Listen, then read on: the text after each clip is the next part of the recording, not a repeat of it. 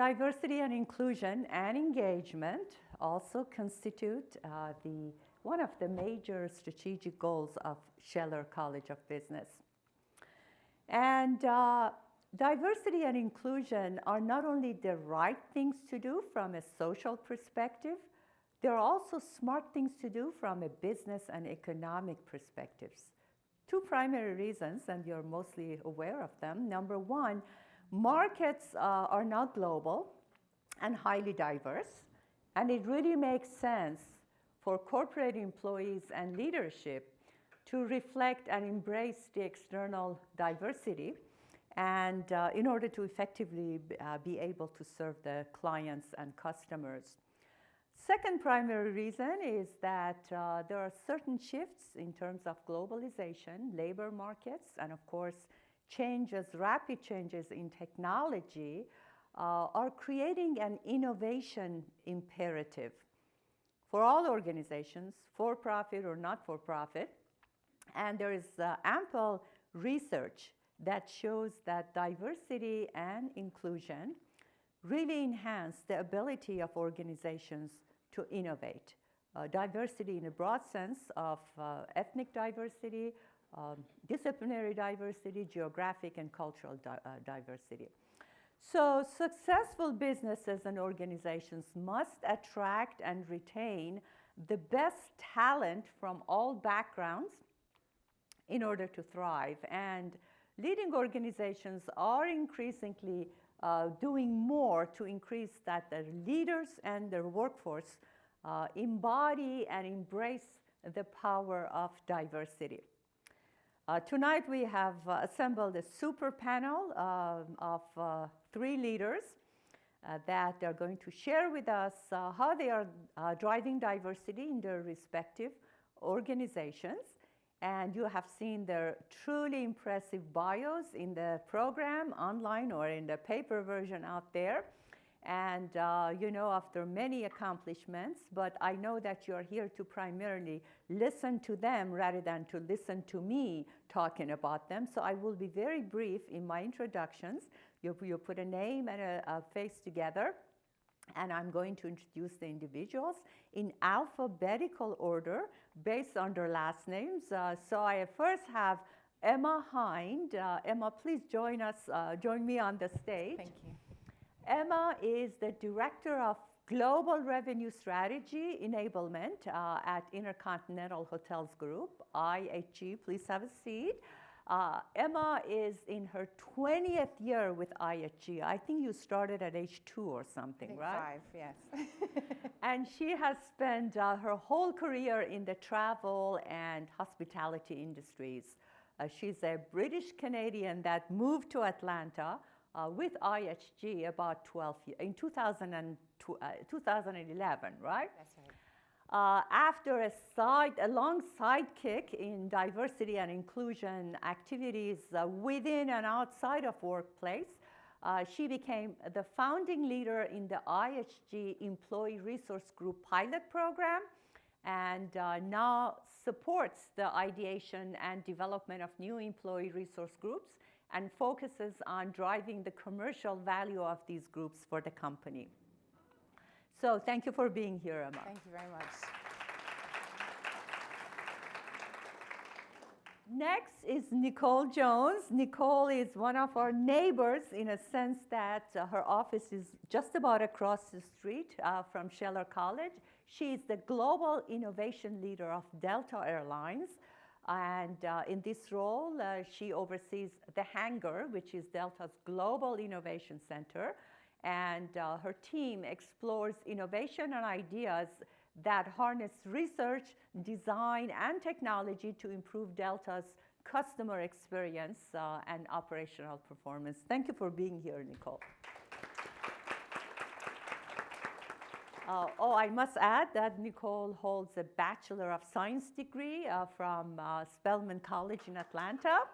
Woo, yeah, some alums there. And an MBA from Emory University. The next panelist is also Dr. Nicole Cabrera Salazar, and she's the founder and CEO of Movement Consulting.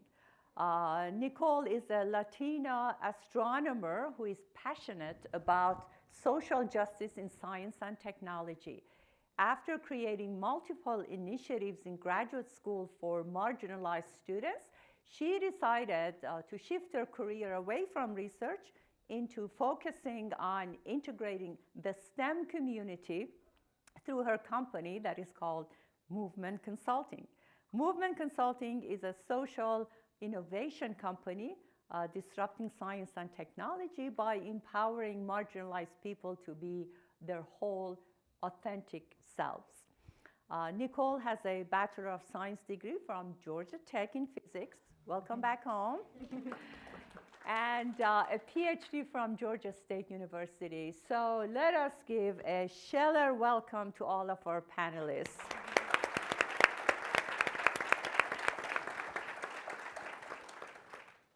Again, thank you for being here tonight. I think what I will do, I will just, sometimes I ask the same question from all of you, and in different times I may ask a different question. I will try to follow the same sequence of questioning you so I don't, so you know that your turn is coming up. I'm going to start with Emma. I'm not switching in alphabetical order based on first name, okay? I just want you to know there's a method to my approach. Okay, so let me start with Emma. Emma, how do you define diversity and inclusion? Diversity and inclusion, to me, is missing something. When we talk about diversity and inclusion, I like to put the word belonging on the end. And to me, that helps round out and define then the umbrella of all of those different dynamics at work. Diversity, of course, is making sure that in any group of people, there is variety, whether that's people who look different, think differently, from different places. Inclusion is that next step about making people feeling part of that group. And then belonging is the sense that people can bring themselves, much like Nicole is focused on, can bring their entire selves to every conversation without having to hold anything back. Great. So that's a good new takeaway, the idea of belonging. That's great. So Nicole Jones, how do you define success in the area of diversity and inclusion and belonging? I would say it starts by being intentional about measuring diversity, inclusion, and belonging. And so I think for so long, we've had a problem in various different industries, technology industry, aviation industry. We've had challenges with diversity and inclusion. And there have been, excuses given over the years around, well, it's a pipeline problem, or it's the nature of the work we do, or whatever it may be. But I really think if you're intentional about measuring it and reporting out and being very transparent on how you measure it, then that's the first step in being successful. That's great. The saying that what gets measured gets done. Yes, so that's absolutely. Great.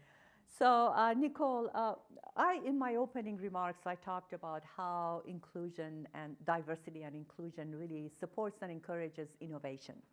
Of course, that's a very important aspect in today's world, given all the changes and the rapid change. So what are the behaviors in your mind that leaders can exhibit and show that really encourages innovation, particularly in conjunction with diversity? I guess I would first have to say that I'm not in a corporate setting, right? So I work with a lot of academics and scientists and science organizations.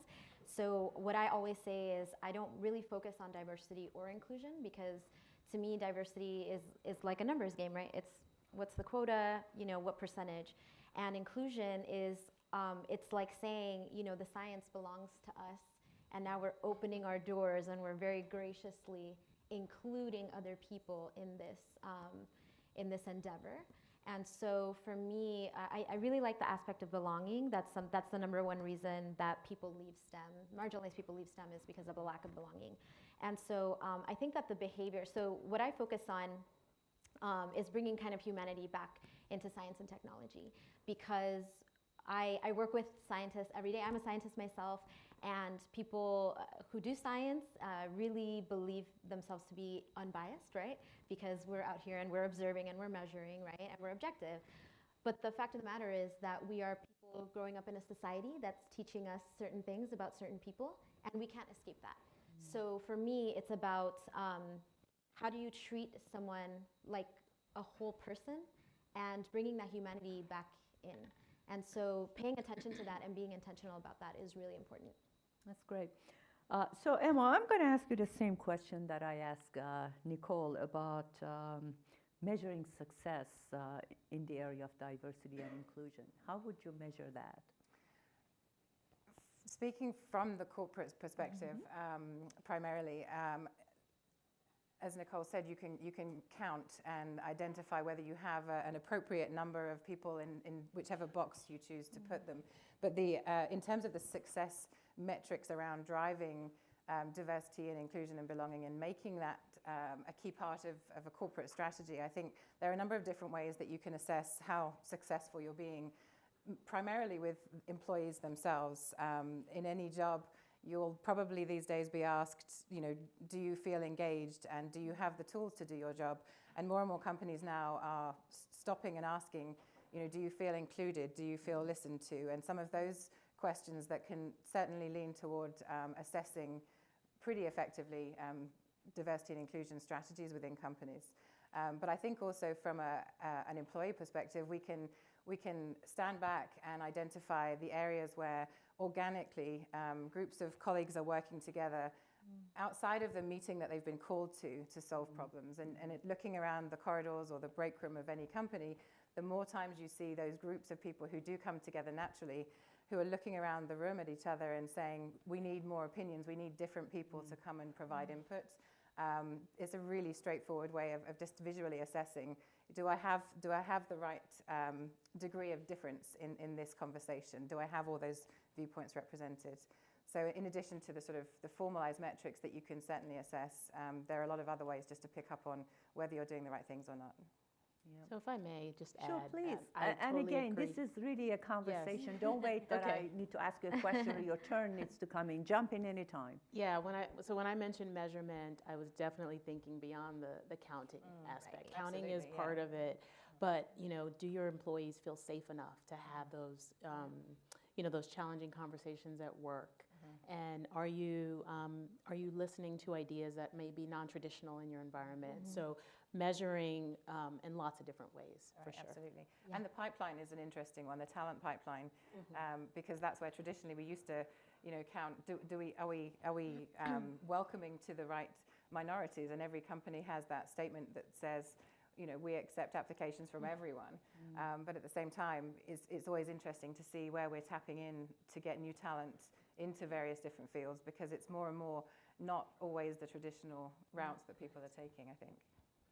Yeah, Nicole, I want to follow up with you on this whole idea about, how do we, if you were to advise our inspiring leaders from Georgia Tech and Scheller College on how do you create an environment that really promotes and encourages contributing various ideas and non-traditional ways of looking at things, how can one go about supporting that and making it happen? It's one of my favorite topics because the beauty of working or running an innovation team in a large corporation is you've got to start by having a diverse team. And so I often define our team as sort of the modern day Swiss Army knife. We solve a lot of problems, but each person solves it in their own unique way. And no matter what problem comes our way or what opportunity comes our way, we've got possibly a solution for it. And so I was very intentional in the early days about making sure we had a diverse team. I mean, it's everything from high school interns to PhD graduates. It's everything from, so there's age diversity, there's gender diversity, there's ethnic diversity, but also, I have one person on my team with almost 20 years of experience in aviation, and then I have people who've never who don't love to travel, for example. So just making sure you have those voices at the table is one, but also, so when we recruit new talent externally, we always try to remove as much bias from it as we can. So as you can imagine, in a corporate environment, you get those referrals from the senior leaders who are like my neighbor, my cousin's kid or whatever it may be. And so we put all of those through the same filter. And we first look to see, all right, who makes it through the filter? And then, of course, if those other people don't make it through the filter, we'll give them a courtesy conversation. But we try not to play favorites. And removing pictures from candidate resumes and anything that introduces bias, we try to be very intentional. And I also encourage my team. I always say, if anyone graduates or leaves this team with like a 30-year pin in innovation, then I haven't done my job right. Because innovation should always be about fresh thinking, for fresh perspectives. Yeah. So, I always continuously push the team to say, what's next? What other jobs are you interested in? What other careers? And many of them want to hold on tight because innovation is a cool place to be. Well, it's a cool place if you haven't been there. I mean, physically, it's a cool place, so I can see why they want to kind of stay on. But it's so important, to look at other opportunities. Excellent. And the same question from you. How would you approach this whole issue around creating these teams and enhancing the impact of diversity in terms of innovation and outcomes? So something that I do is I actually look at, as a consultant, I look at like hiring practices in science departments, which is largely scientists and non-experts, right? Who have like no training on how to, hire someone and create, because and in science it's really important, especially within a university setting, because you hire someone to a tenure track position, that's 40 years that the demographics are not going to change, right? So you're bringing someone in for the long haul. And so so I come in and I evaluate, okay, so, tell me what the process is, and I'll tell you where the bias is. And, for example, if someone, say they value diversity, right, it's important not to just say that and give it lip service, because it's a buzzword right now. A lot of people are talking about it, but not a lot of people are about doing the work that it takes to get there. So for me, I always say, well, you have to be extremely intentional, and it's labor intensive, it's expensive in terms of time, because you have to go. For example, we know there's a statistic about how if your candidate pool doesn't have a critical mass of people of color, for example, then your shortlist isn't going to have the mix of candidates that you want. And so you have to go and start from the very beginning. Where am I recruiting from? Am I going to the places, like am I going to HBCUs? Am I going to Hispanic serving institutions to recruit people for this position? And then also, like, it's not even just about saying, hey, give us a diversity statement, which is something that a lot of people are doing now, kind of as an afterthought, right? I go in and I say, well, make this part of the application. Don't just make it tacked on at the end. Ask the questions like, for example, what is your lived experience as a marginalized person? Or what have you contributed to make sure that marginalized people feel that they can thrive in your environment, right? And those questions are going to weed out people, right, that have not thought about that, right? And that's, for me, it's like if that's a priority, then those are the steps that you're going to take. It takes a lot of intention, and not just intention, but expertise and work.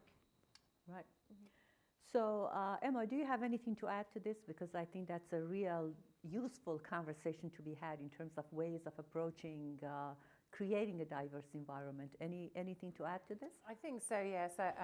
And again, my context is a little different from these women. In the sense that I work for one of the obviously best global hotel companies, and it's very natural for people to work in a hotel for a very long time, and some of them are interested in roles in the corporate office, and then some of them get the chance to get on the leadership track somehow, and so on. So we actually have the similar situation with long tenure, because people join the company, they're comfortable there, they find a home and choose to stay. And much as you try and encourage people to work on their own career roadmap and find the next step, it's sometimes very difficult to push people to do that. So you do have that long tenure. And I think that's something that's very interesting when you do start to think about the demographics in a particular group. You can turn your back for a couple of years, and before you realize it, everybody is around the same age, within a decade of each other. You know, they have similar life experiences, and they're not as high performing as they used to be as a result. It's great that they have lunch together and they probably socialize outside of work, but if you're not driving that new way of thinking all the time, you're not challenging yourself and stopping to ask, have we thought of anything, can we think of anything else? Is there anything different we could try or experiment with? I think that's a really important thing. So in our company, I'm not a Georgia Tech graduate. You don't see my education on here because I dropped out of college and joined a hospitality management program, starting in housekeeping and working my way around. And I get invited into rooms with, you know, people as well educated as all of you, and my opinion is still important because it counts. Because I can tell you, if you design something this way, then it's not going to work for the guest or the housekeeper or the bartender. So there is really an important step, I think, and you're right to say it's hard work, Nicole, because you have to keep reminding people that every opinion can bring something new, and it isn't always going to be. It's going to be the janitor one day that comes in and solves a big problem that nobody else could. Those are great points. Interestingly, that both Emma and Nicole are talking about long tenures. One of the things that I have heard from many corporations, particularly those on the West Coast, the problem is the churn. They attract very talented people, and they come in and they stay for 18 months. It's a long time in their minds, particularly if they are a younger group, and then they want to move on. So the issue of attracting a diverse group to come in, but how do we retain and engage and develop them so that over time they do have the innovation and the mindset, and they continue to learn? I was wondering if you have any ideas about that. Anyone? Yeah, so I'll add to that. We're not perfect, but we're working on it. Well, nobody's perfect. Right. So some of the things that we're doing, we found a couple of startups that use, from the attraction side, use artificial intelligence to help select a diverse pool of candidates by removing bias, by anonymizing, PII, personal data, anything that's identifiable, but also allowing you to put in some of the common important skill sets. And by skill sets, I'm not talking about just technical skills. I'm talking about diversity and inclusion and things like that as well in part of the screening and attraction process. We also, for every role that we fill, and I'm mainly speaking to my team, I can't speak for all of Delta, but every person on the team, contractor, employee, interviews any new hire, whether it's a high school intern or an experienced seasoned hire. And it's really for culture fit. So as you can imagine, our hiring process takes a long time. But it's just so important to maintain the culture that we have and to make sure that the team feels like this person's going to add something incremental to what we already have. And then from a retention standpoint, I mean, we don't really have a retention problem, but one of the things we're experimenting with is our HR department recently introduced a rotational program. And that rotational program is everything from, a 3 to 6 month part-time stint in another department to a full, year and a half, 18-month, 100% dedicated role. And so we recently just released one of my strong team members to another department. And I had to really push her out there because she adds so much value and she's wonderful. But she's been there for 3 years, and this was a really, really exciting opportunity for her that took her out of her comfort zone. And so just encouraging her to do that. And so now we're looking at how do we do the reverse of that, which is bring other people from the organization who really know the business into this innovation environment. We'll learn a ton from them about the business, and hopefully we'll get to impart some wisdom to them about the innovation process. That's great. That's a great strategy to be able to have a two-way sort of exchange of skill sets and mindsets and all that. How about you? Any ideas on that? Girl, this is, I have a lot to say, so I'm going to try to be as concise as possible. So my wheelhouse is in retention because I'm a testament to the reason that I left my field of astronomy is that I had so many negative experiences in graduate school that, you know, I was thinking, you know, it's because I'm a woman in a male-dominated field, and but then at some point I'm looking around and I can see that my white female counterparts, even that they are not experiencing quite the same experiences, right? So I was like, wow, so there are other layers to this, and I started taking sociology classes and reading, you know, physics education research papers, anthropology papers, and so I learned a lot about what it takes to retain people and why people leave, right? And my focus is, of course, marginalized people. Why do marginalized people leave? Because a lot of these institutions are very much, you know, designed around a certain kind of person, and it's a very cookie cutter kind of thing. And so when someone like me comes in, where I'm a first generation student, I went to a community college before I came to Georgia Tech, right? And I have a very distinct background. I'm an immigrant, you know. I grew up in Miami. When I come into these spaces, it's like I'm walking through a doorway that has a cutout of the person I'm supposed to be, right? And I don't fit into that cutout. So I'm literally having to scrape away flesh in order to come in. It's not something that I can just take off and put back on when I'm walking out the door. It's I have to assimilate to this culture, this space, just so that I can do my science, right? And that is what I want us to move away from, right? That's what I'm trying, and so many people in my field are trying to change, right? Because I just feel like it doesn't have to be that way. It doesn't have to be that way, right? There's so many things that I gave up throughout my tenure as an academic, you know, my culture, my language, so many messages that I was getting that I had to assimilate, and I had to, you know, make myself smaller. And I think that retention is about, it's really an internal process, right?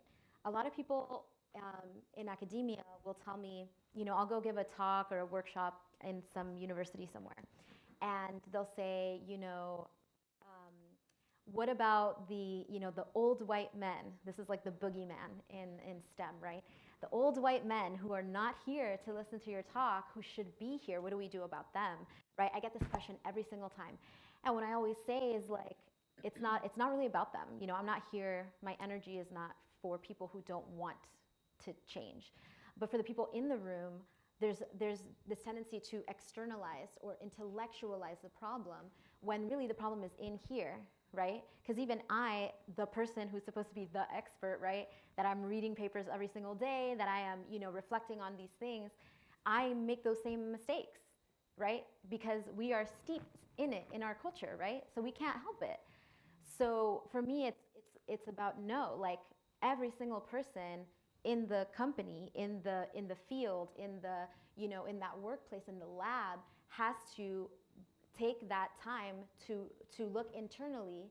How am I perpetuating these systems of oppression, right? How am I contributing to this culture, right? And so I always try to bring that back to, we're going to reflect on this, we're going to excavate that, right? A lot of people, I come to a workshop and I'm like, you didn't know that you were going to come to therapy today, but this is group therapy, you know? And so, but it's really, that internal aspect is so important, because we're always thinking it's out here, the problem is over there. No, it's right here. That's just fascinating, so important. Emma, I'm just wondering about your experience in terms of communication in diverse environments. The more diverse an environment, people of different background, ethnic, geography, culture, language, whatever it is, the more challenging, or I should say the more complex communication gets. More opportunities for miscommunication or misunderstandings. So what are some of your thinking around communication skills and the need for them in diverse environments?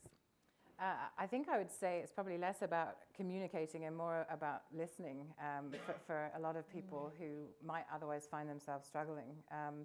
I think it's super easy to, for example, misgender somebody by using the wrong pronouns, or think you're hearing a female voice on the phone when it's a man or a transgender man. It's very easy to blame accents. I have one, I know. I have blame one too. Accents. Yours is far prettier than mine. you know, those types of things, and blame, you know, communication, language barrier issues. My side note to that would be, as a English-speaking person moving from one English-speaking country to another English-speaking country, I can tell you we don't speak the same language at all. And I have a list of words that you use every day that make me either giggle or embarrassed or something inappropriate usually. So it's to me, it's a little bit about remembering that even if you think you're in a room where everybody has the same knowledge as you, experience as you, opinion as you even, or accent or language or skin color or sexual orientation, you don't. There's always going to be somebody in that room, visible or invisible, audible or not, that has something that's different, that is going to be a challenge in that communication between you and them. And at very best, it's an assumption that you make, and it becomes a misunderstanding. And at worst, it becomes that internalized pain for somebody, and is going to make them want to leave that room and leave that company or leave that industry. So I think it is definitely an internal thing, I think, but it's very much about checking yourself and remembering that, you know, we can make all the assumptions that we want, but every single person has something that's going to make them different to everybody else in that room. And it's about acknowledging that and in some cases asking for it, because we want to know what that is, because those voices are you know, amplified at that table then. Great point. Nicole Jones, one of the things that is an interesting observation is that women and underrepresented minority, their numbers in terms of middle management and even to some extent in the C-suite has been increasing, okay? It's not there yet, but it has improved over the last decade.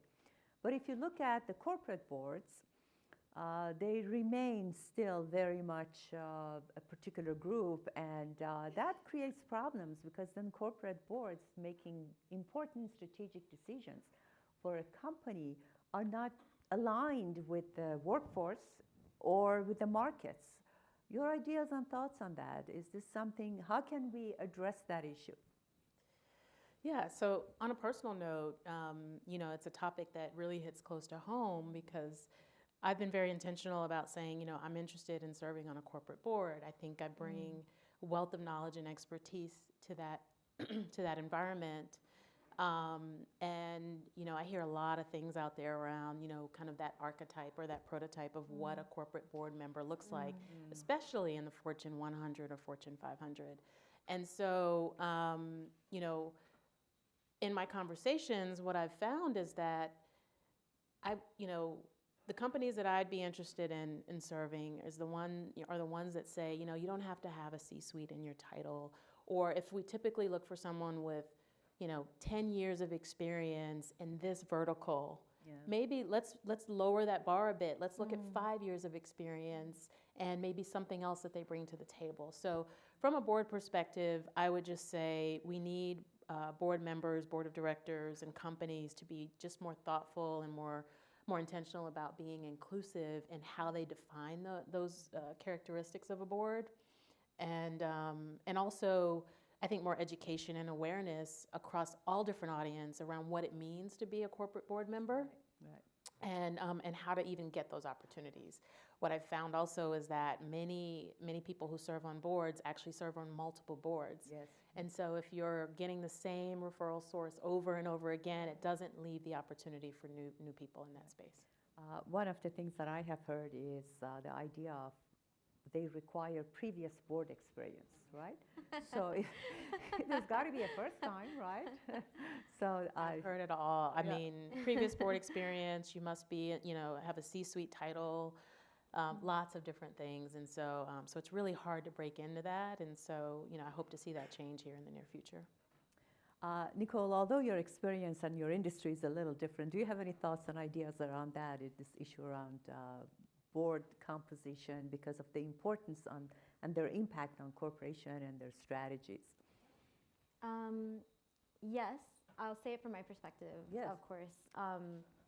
So I think that one thing that we don't talk about a lot when we have conversations about diversity and inclusion, right, is that in order for these things to change, like somebody has to give up power, right? Like somebody has to give up their seat at the table to make room for somebody else, right? And I think that the more, you know, I've often heard about like privilege being talked about as a superpower, like use it for good, right? And so if I'm in a position of power, which at this point, you know, when I was in academia, I had a lot of things hanging over my head. So when I was a PhD student, I had my dissertation committee, right? They had the keys, right? If I want this degree, I have to do what they want me to do in terms of this dissertation, in terms of this research, because they have power over me, right? As soon as I switch fields, all of a sudden I'm coming in and I get to tell these professors what to do, right? Because they want me to help them change their cultures, right? So at this point, I'm a professional, and I'm working in a field where there is no hold on my career because I'm not trying to get an academic position, right? So there's so many ways in which I could have been blacklisted for saying the things that I do now when I was a student or when I was an academic. That is no longer happening to me because I'm in this very privileged position of having my own company, of still being in that space, but in a totally different role. And so for me, it's very important to follow, you know, practice what I preach. And so because I'm in a position of power now, I get to go back and leverage that power to make sure that people behind me have that space, right? So it's about, you know, whenever people extend an invitation to do something and I'm not available, I have a list of like, here are, you know, 6 or 7 Black and brown women who would be perfect for this, who are more junior than me, but they have something that they can bring, right? And I think that this is, you know, that's necessary. That's just the way it is. But oftentimes it's like this very like, let's tiptoe around these issues and kind of like, what little thing can I do that doesn't necessarily make me uncomfortable, right? So something that I teach a lot is having to sit with that discomfort, having to sit in that board meeting and say, hey, why are 80% of us white men, right? Why isn't there more representation from other people in this meeting? And be that person and be uncomfortable and give up my power. Maybe say, I'm gonna step down from this board so that you can bring somebody else in, right? So I think that that's a really, really important aspect that people don't talk about enough, because that change is not gonna happen if we just take these little baby steps all the time. Great points. Emma, what can an individual do to drive diversity and inclusion in a company that does not have a formal structure or programs? Right now you're with a large corporation, Nicole Jones with Delta. And so, but for some people, if they are in small corporations or the ones that don't have these policies and procedures and structures, how can, as an individual, one drive diversity and inclusion in those environments? It's not only a good question, a new question, but it also, my answer somewhat maybe relates back to the prior question as well.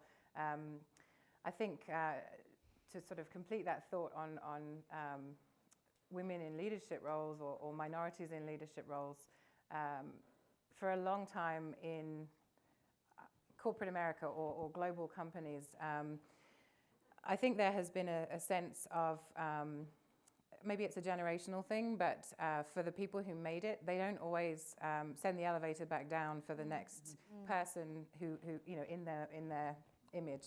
And I think that's something with, you know, now 5 and 6 generations in the workforce, there is more sense of community between people.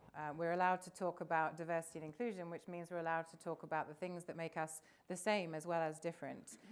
So whether it be women mentoring other young female leaders, or whether it be, in the case of IHG, employee-driven initiatives to set up employee resource groups where we are self-segregating in some senses. We are saying all the gay people in this corner and all the black people in that corner and the Hispanic population in this corner, and we're going to come together in order to get stronger and push that back out, all the good stuff about diversity and the fight for equality in the workplace. There is that need to sort of take a minute and understand, have that conversation and the sense of fellowship and community with people that you do feel comfortable around instantly. We don't have a group for straight white men, but That's what the company is. Exactly. They've had the world for long enough. But I think for companies and even nonprofits as well, or other organizations where there isn't a sense of leader-driven diversity and inclusion strategy or efforts, everybody can get together and find those common themes and things that are important, and start with causes that are important. Employee resource groups at IHG started unofficially in two different ways. We had a group of African American women who would meet casually for lunch and identify what they could do to support each other in their careers, and it contained the janitor and the CEO, if you like. It contained everybody at every level. The LGBT community in the Atlanta office for a very long time was putting money in their pockets and trying to sponsor, on IHG's behalf, sponsor participation in the Atlanta Pride Parade. And we're now well into a decade, and we are all wearing pins paid for by the company, and big rainbow sponsorship of Atlanta's gayest annual event. And that was something that people way before me did at their own level, and got together, found that sense of community, identified what was important, and had a loud enough voice as a union to make the leadership listen. And now, this pin shows up all over social media, posted by the company to demonstrate our support for human rights, and that trickles back down to every single person in the organization. Fascinating. Speaking of social media, Nicole Jones, I want to ask you about issues around social media and how lately we have seen, frankly, social movements that are launched and have grown just by using social media. The hashtag #MeToo was a prime example of that. What is the role there? How does a corporation, a large one like Delta, works with and manages and with social media and issues that can create opportunities and challenges, frankly? So at Delta, we say, and we live by the fact that our people are our number one asset. They're our number one competitive advantage. I was saying earlier today that flying from point A to point B can happen across many different airlines, but the experience and how you feel when you take that journey is really what we value and what we deliver. And so I think it starts really with creating a culture with your people around inclusivity and diversity. And so that when these external social media things start to happen, you create an environment where your employees are comfortable with having those courageous conversations. And obviously it's not always going to be 100%, but at least there are pockets, whether it's a business resource group or a division, or even if it's an individual leader that the employee is comfortable going to and having that conversation. I think that's where it starts. And then if you build that internally, then it makes it easier to have that conversation externally. A lot of companies are, kind of shy away from anything that feels political in nature or anything that feels controversial. And our latest CEO, he really embraces a lot of those conversations because it just shows the humanity that we bring and the importance of our people. So number one thing is don't ignore it when it happens. Yes. It's great. There's a really interesting side angle to for a company, the public perspective of the activities that a company might take in the area of diversity and inclusion. And I wonder if that's worth mentioning as well, because quite often the more public a company is with their stance around supporting human rights, civil rights, D&I in general, customers or the general public, there's a fun game at the moment to sort of call out virtue signaling and to call on companies that wave their flags and talk about how inclusive they are, and the popular opinion or a popular sort of trolling, if you like, on social media, for example, is to try and highlight those times and trying to criticize a company for doing the right things assuming that it's all in the spirit of driving profit somehow, or winning over the rainbow-colored audience, or winning over target demographics. And I think that's a very interesting one for a company to balance, is how much do you have to do to demonstrate that this is genuine and sincere and authentic and from the inside out, and not just a marketing ploy or something like that. So I think Delta's done a great job with their people first strategy. That's something that not even just Atlanta-based people are aware of, but that's something that they know drives the company and will drive profits, but it starts right here. Right. And you're absolutely right. It's a hard thing for a large corporation in particular to be able to manage that. So I am trying to also be aware of the time. So in the interest of time, and in order to give our audience an opportunity to ask questions from this amazing panel, let me just end by asking a general question. Is there any question that you wished I had asked but I didn't? Can you think of any? Not that one. No. I have a Okay. question for you, perhaps. So, guessing at this audience, I know we have some past, present, and hopefully future MBA candidates of this business school. Does a business school take more of a role now in helping candidates target the right employment and consideration for things like diversity and inclusion? Is there something that you feel that we could do better to speak to an audience like this, and beyond corporate internship programs, or beyond the right sort of targeted recruiting? Are there things that we should be and could be doing in partnership with schools such as yours? I think it's a great question. It's really an important question, because in my personal observation and my personal opinion, young graduates, this generation, they're extremely purpose-driven, meaning that it's not just about which company gives me the highest salary that I can pick. So that is an important conversation, because that's an input in their decision-making of what company they want to join. It's really important to have an authentic way of communicating with them that is truly authentic, in a sense of as inside out. You use that word, and they realize it's just not there. They're not just, this is not a recruiting strategy. It's genuine. I think communicating that and showing that and making that understood would be very helpful.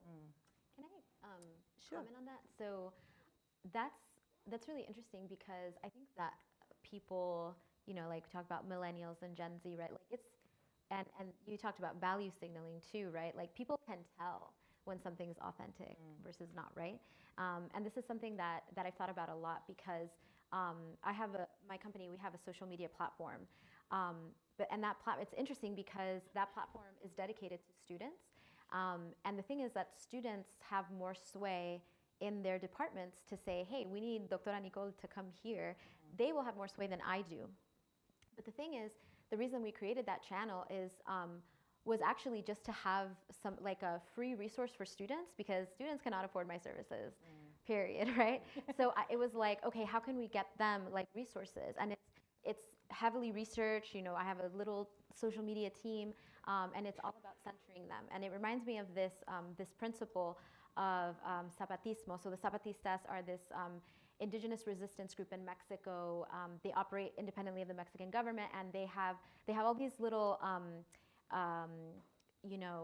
mottos that they live by, and one of them is mandar obedeciendo, which means lead by obeying, right? And so the way that their society is structured, they don't have a vertical power structure. It's a horizontal power structure. Everybody in the community rotates in and out of leadership roles, and if you're in a leadership role, your job is to go back to the people and see what the people want, and then make that happen somehow, right? And so I think it's really important in all of these different environments, if we want to be able to attract, right, the right people, the people that we want to come and work for us or with us, it's about leading by obeying. Like, are we going out to the people? Social media is such a great tool for that, because it's so much more. The demographics are so different than what these small corporate rooms and just rooms of decision makers in general have looked like historically, right? And so, so I think it's important to think about that and think about like what do the people want, and then do that from the inside for sure. Great point. Okay, let's open it to the audience. Yes. Oh, yeah, so that everyone can hear you. Oh, there's a mic coming. Okay. My name's Julie Fry. Thank you guys so much. This is really, really amazing. I am, fortunately or unfortunately, depending on the way you look at it, in the job market at this point. So, and it is harder the higher you get. I'm looking at executive operations. So obviously the interview gets much more ingrained, and you've got a whole lot more than if you're coming out of school and somebody's just hiring somebody. But what I have found has been really interesting and kind of curious to know how you guys would deal with this. One company, I had five rounds of interviews. I had a 4-hour in-person and had all men come and interview me. And I knew after 4 hours, and this was the final interview, I was not going to get it specifically. Within the last 15 minutes, there was 8 guys in there. And one of the guys basically said, well, we'd have to change our jokes if we hire. Wow. Another set of interviews where I'd gone through 4 or 5 rounds, I was in there for, I guess, another 3 or 4 hour in-person interview. And I looked across the table. It was another, I think this one had 10 men. And this was a $2 billion company. And this, again, is looking for senior level positions. And I found very interesting in there, that time I actually did say something, and they said, do you have any questions, as you should? And I said, yes, I've been interviewing with you guys. You're all wonderful people. Do you have any women in this department? No, they did not. And the only way they could justify it was, we have an inclusive group. We have a women's group. And to me, it's been very frustrating in technology, in finance, and in these industries, and just kind of curious, like, I hate just taking it, but I know that's what most people have to do in order to actually get it. So I just wanted to ask y'all's opinion on how you might handle those situations, and especially as a consultant, and Delta and IHG, I know it's 3 different completely companies. That's a horrible experience, first of all. I'm sorry you've had to have that. A gigantic waste of your time. I'm so sorry. I'm also impressed at your restraint for not walking out earlier on in that long process. I mean, I'd like to think that my answer would be to take the job and then start being the person that gets everything else rolling. I don't believe for a second that that's the only room where decisions are made that's full of people of the same ilk. So it's likely that it's all across the company. So I think for me, my question would be, do you feel that you have the passion for the fight and the strength to maybe be one of the first people, or find the other women in this case who most likely already feel the same? Is it a company that you respect enough for other reasons that make that fight worthwhile?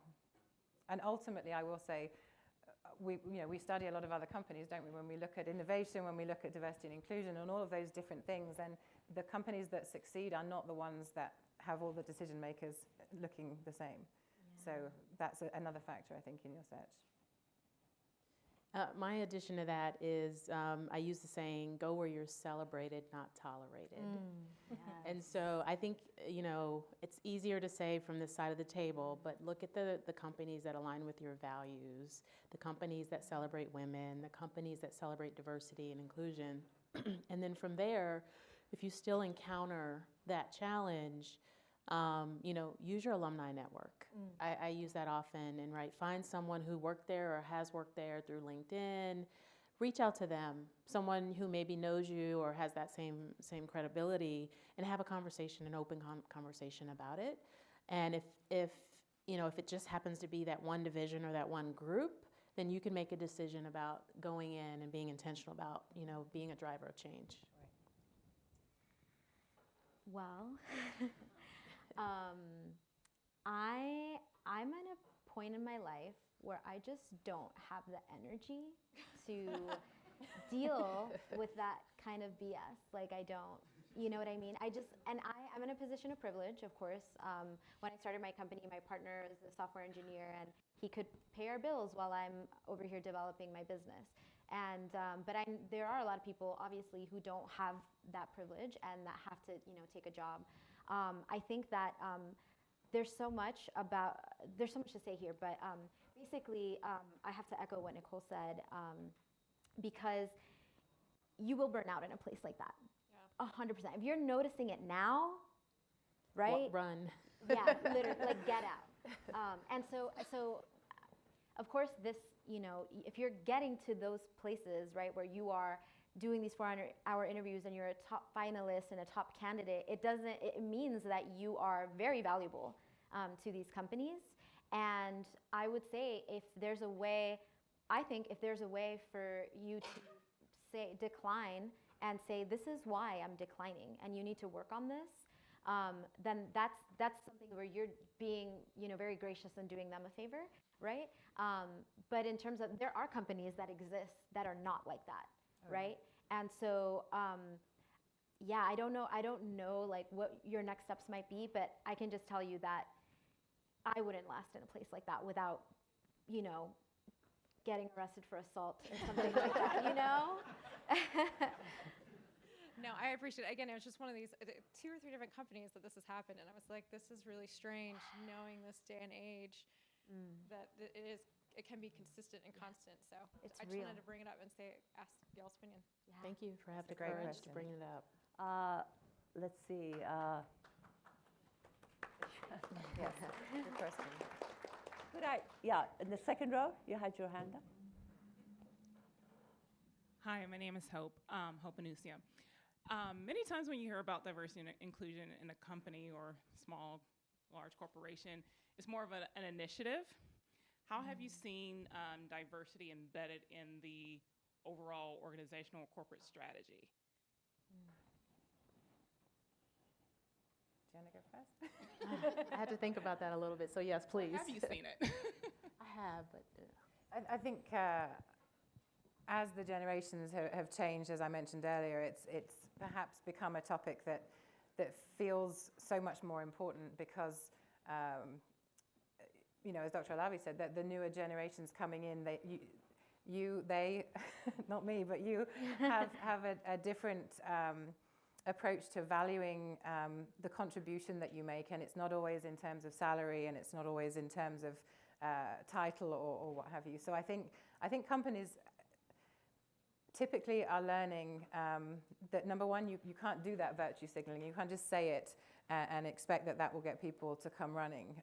You see a lot of companies investing time and resources into certain corporate equality indexes, for instance, where they can demonstrate and measure themselves against other companies to say, how do I fare against another? And that gives them a really good place to start from. But very, very often, and I think certainly in the case of IHG, the time that I saw it change from diversity and inclusion initiatives and mentioning it as a footnote on an application form to what it is today was it took our chief executive choosing to set up and run personally the diversity and inclusion board for the company, and then require all of our local regions or offices to replicate a board locally, and to put not just time and listening to employees who chose to come together in fellowship and create these business resource groups, but ultimately money and putting money into these groups, which then helps with the innovation within that company. You can start to then join those groups together and split them back out again and see the organization with people who do have that sense of belonging, and people and companies certainly start to recognize the dollar benefit associated with that. So in no way is it in the spirit of making money, but it is very much in the style of Delta's people first strategy. But it does often, it takes the guy at the top, the girl at the top, to start that and make it something that's so important that nobody can ignore it. So what I'll add to that is we're a customer-facing, service-based business, and so if you look across that entire value chain from suppliers to, you know, all the way along that journey, two things that we're doing strategically. One, our CEO made a commitment a few years back that 1% of all profits would go back into the communities where we serve and where our customers come from. So then that pours the money back into those communities, so that hopefully helps drive that strategically. And then we announced, our HR department announced last year that every employee of Delta gets a full day, which is a big deal, a full day off paid to go and work in any community service organization of their liking. And so because we work for an airline, we can take a standby flight and go work halfway across the world, or we can work in our backyard. So it's a way of making sure that we're giving back to our communities, but also supplier diversity is a huge thing for us too. That's great. You had your hand up there, so that'll be the last question. And I want to also mention to you that there is a reception right outside, and I'm hoping that our panelists will stay a little longer, so if you have additional questions, you can ask them. So let's hear from you. Good evening. My name is Marla Hollis, and I'm a master's candidate at Clark Atlanta University, so AUC. Really excited to be here. Thank you all for being here and you all for hosting. I have a question regarding education. I think we're all here because we believe in education and we are all partnering in education, but Latasha Morrison, in her recent book, Be the Bridge, she talks about the importance of encountering truth.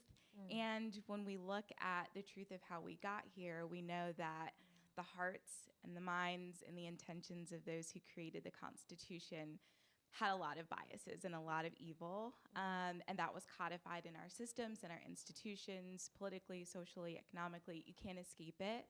And so my question is kind of geared toward, how do we really educate people in a corporate setting where people don't really have time to read all of these books or listen to all of these podcasts, but they're creating these programs for diversity and inclusion and all of these initiatives, yet they haven't really encountered the truth of how we got here.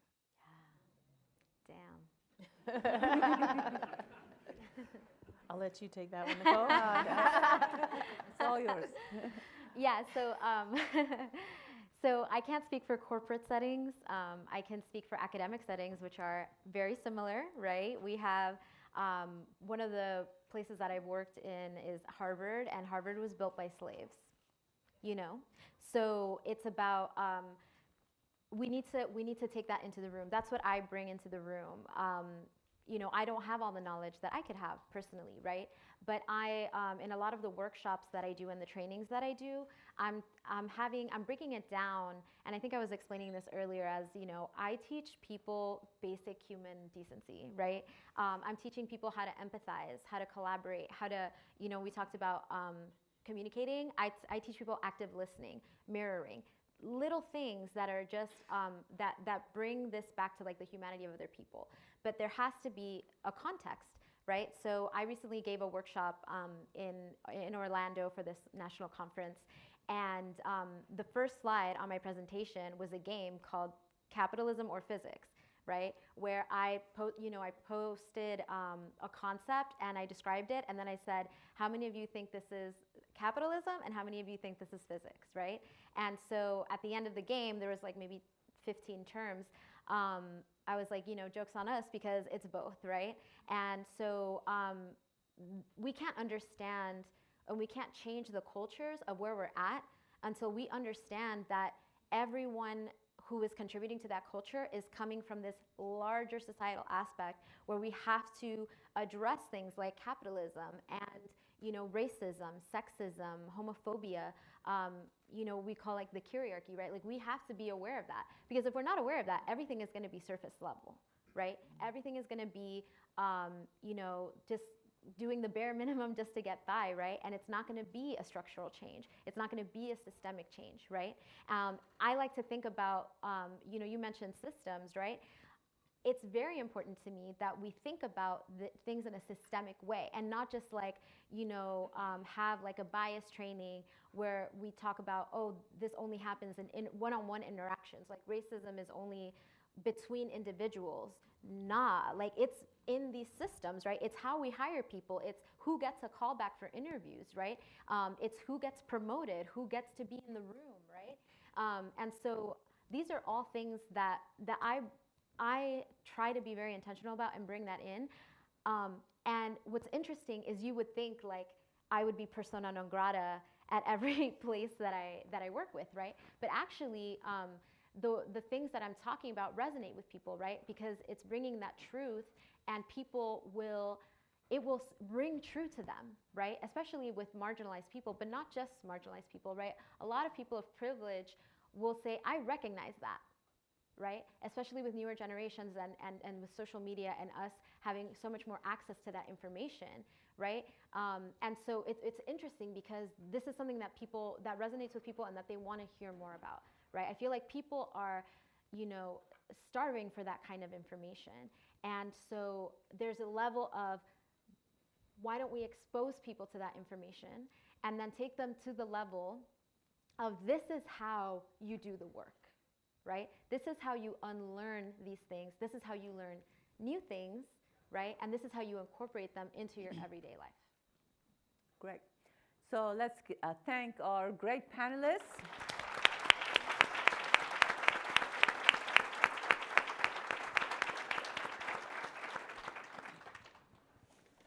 Have small tokens of appreciation for each of you. Thank you. So that's for you, and thank you, Nicole. Thank you very much. Sorry, that's another one. Please join us for the reception outside, and again, thank you very much. Thank you so all much. for being here. Thank you. That was a wonderful question.